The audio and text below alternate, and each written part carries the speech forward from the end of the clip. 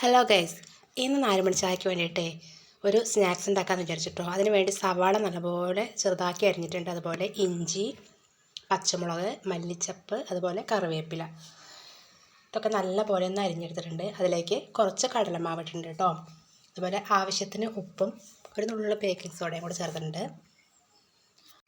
ഇതിലേക്ക് ഒരു മുട്ട കൂടി പൊട്ടിച്ചൊഴിച്ചിട്ടുണ്ട് കേട്ടോ. അത് നല്ലപോലെ കൈ കൊണ്ട് തന്നെ ഒന്ന് മിക്സ് ചെയ്തിട്ടുണ്ട്.